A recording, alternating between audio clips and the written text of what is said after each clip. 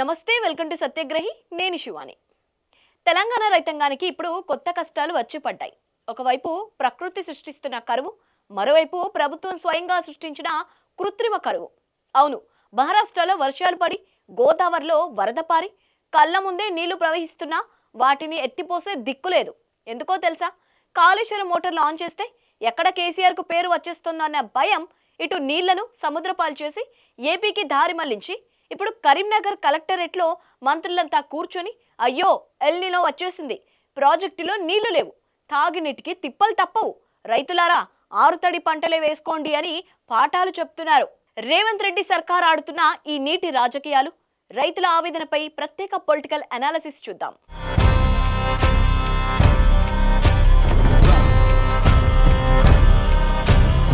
కరీంనగర్ కలెక్టరేట్లో ఆదివారం రోజు ఒక పెద్ద సమీక్షా సమావేశం జరిగింది.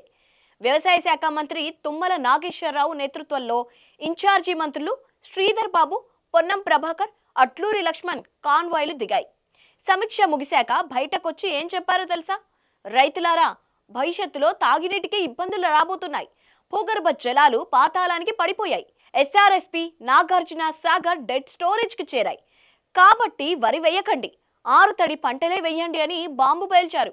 అత్యవసర సమావేశంలో ముఖ్యంగా నీటిపారుదల శాఖకు సంబంధించి ఏ రిజర్వాయర్లో కూడా డెడ్ స్టోరేజీ తోటి పాటే ఉన్నాయి.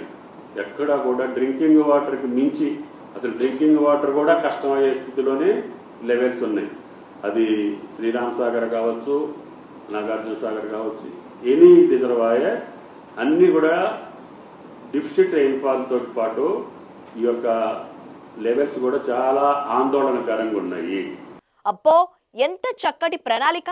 చేతిలో పవర్ ఉంది, ప్రాజెక్టులు ఉన్నాయి, కానీ నీటిని ఎలా వాడుకోవాలో ప్రణాళిక తయారు చేయడం వదిలేసి మా దగ్గర నీళ్లు లేవు, మీరే జాగ్రత్త పడండి అని ముందే చేతులు ఎత్తేయడం అంటే ఇది ప్రభుత్వం బాధ్యత లేక బాధ్యత రహిత్యమా? ఇదే సమావేశంలో ప్రతిపక్ష బీఆర్ఎస్ ఎమ్మెల్యే కోరుట్ల శాసనసభ్యుడు డాక్టర్ సంజయ్ కుమార్ మంత్రుల ముందు ఒక ప్రత్యక్ష ప్రశ్న ఉంచారు. అదేంటంటే, స్వామి కాళేశ్వరం ఉందిగా, కన్నెపల్లి పంప్ హౌస్ దగ్గర మోటార్లు ఆన్ చేయండి, కాళేశ్వరం నీళ్లను ఎత్తిపోసి ఉమ్మడి కరీంనగర్, తెలంగాణ జిల్లాలను ఆదుకోండి, ఎల్నినో కరువుకు కాళేశ్వరమే ఏకైక పరిష్కారమని విజ్ఞప్తి చేశారు. కానీ ప్రభుత్వం దానికి సమాధానం చెప్పదు. ఎందుకంటే కన్నెపల్లి మోటార్లు ఆన్ చేసి కాళేశ్వరం నీళ్లను చెరువులు, ప్రాజెక్టులోకి నింపితే కేసీఆర్ కట్టిన ప్రాజెక్టు పని చేస్తోందని ప్రచారం జరుగుతోంది. ఆ ఒక్క కారణంతోనే వేల ఎకరాల పంటలు ఎండిపోతున్నా ప్రభుత్వం నిమ్మకు నీరెత్తినట్లు వ్యవహరిస్తోంది. ఇక్కడే అసలు రాజకీయం దాగి ఉంది. ఇటీవలే మహారాష్ట్ర ఎగువ ప్రాంతంలో భారీగా వర్షాలు కురిశాయి. ఆ వర్షాల కారణంగా తెలంగాణలోకి భారీగా వరద నీరు వచ్చి పడింది.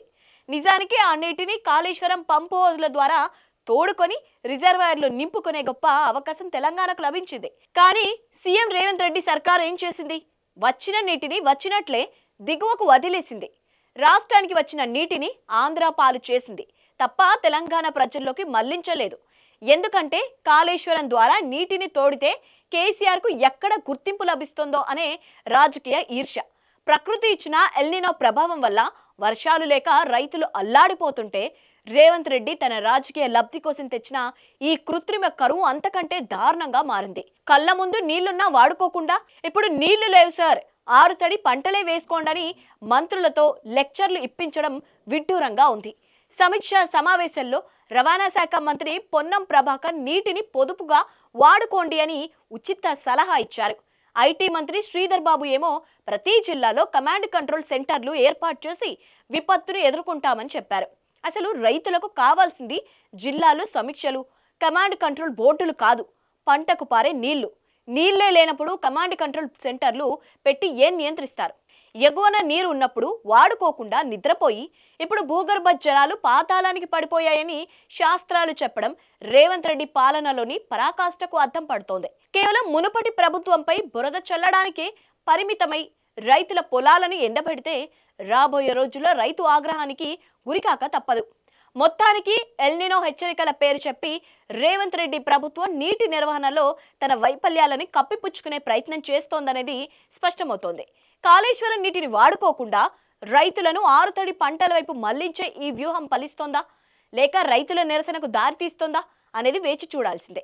రేవంత్ సర్కార్ నీటి నిర్వహణ శైలిపై మీ అభిప్రాయం ఏంటి? కింద కామెంట్ బాక్స్ లో ఖచ్చితంగా తెలియజేయండి. ఈ వీడియో నచ్చినట్టయితే లైక్ చేయండి, షేర్ చేయండి. ఇలాంటి పొలిటికల్ అప్డేట్స్ కోసం మా సత్యాగ్రహి ఛానల్ని ఇప్పుడే సబ్స్క్రైబ్ చేసుకోండి.